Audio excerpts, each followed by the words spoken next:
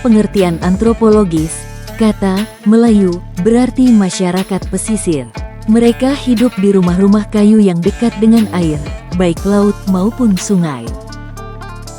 Maka tidak heran jika kemudian Champa dinamakan Kerajaan Melayu. Bisa dikatakan demikian jika melihat struktur sosial yang ada. Tapi, sebuah peradaban dibangun oleh ragam unsur budaya dan etnis yang bersifat metropolis. Dari arah selatan, Champa dipengaruhi oleh budaya Nusantara, sementara dari utara dipengaruhi oleh budaya China daratan.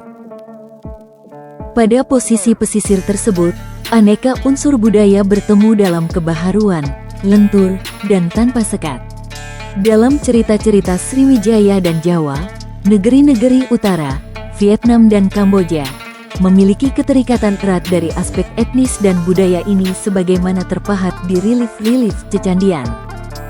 Didirikan oleh Sri Mara, Lin Yin, Kerajaan Champa tumbuh sebagai kekuatan maritim penting di Asia Tenggara karena posisinya yang strategis di jalur perdagangan antara India, Sriwijaya, Jawa, dan Tiongkok. Pengaruh budaya India sangat kuat.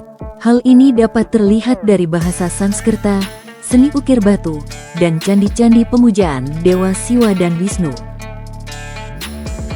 Champa terdiri atas beberapa pusat pemerintahan seperti Indrapura, Vijaya, Amaravati, Kautara, dan Panduranga. Perekonomian Champa bertumpu pada perdagangan laut, rempah, dan hasil bumi.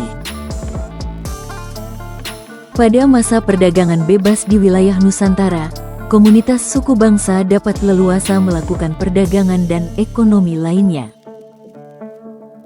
Diperkirakan, pada masa abad ke-7 sampai ke-8 sudah terdapat komunitas Muslim dari Arab, Persia, India, Melayu, dan China. Mereka hidup damai dan tenteram. Lembaga-lembaga pendidikan dan rumah ibadah seperti masjid dan pesantren berdiri dengan megah.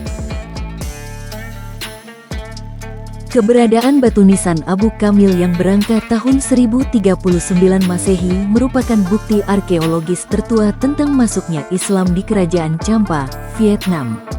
Penemuan ini menunjukkan adanya pengaruh Islam sebelum abad ke-11, meskipun kerajaan tersebut pada awalnya bercorak Hindu-Buddha.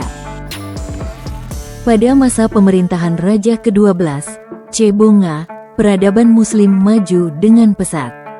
Ketika Raja Cebonga memeluk Islam atas bimbingan Syekh Jumadil Kubro, seorang penyebar Tarikah Al-Kubrawiyah yang kemudian hijrah ke Trowulan, Mojokerto. Cebonga kemudian mendapat nama Muslim Zainal Abidin. Sebutan lain nama Cebonga adalah Pobinasur dan Raja Merah yang Agung. Cebonga adalah Raja ke-12 Kerajaan Champa yang memerintah pada awal abad ke-14. Ia dikenal sebagai penguasa berani yang berusaha mempertahankan kedaulatan Champa dari ancaman Dai Viet di utara.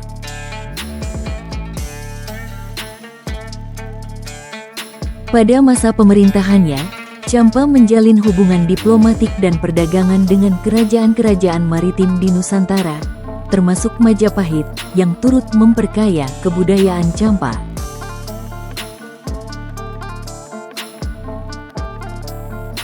Meskipun pemerintahannya diwarnai peperangan yang berakibat fatal, melemahkan kekuatan militer, Cebonga dikenang sebagai raja yang tegas yang menjaga marwah dan identitas bangsa Cham di tengah tekanan politik dan ekspansi regional Asia Tenggara.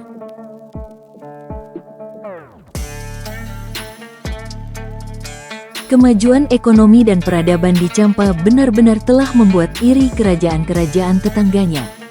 Dan kejayaan Cham mulai surut ketika terjadi serangan dari kerajaan Dai Viet pada abad ke-15.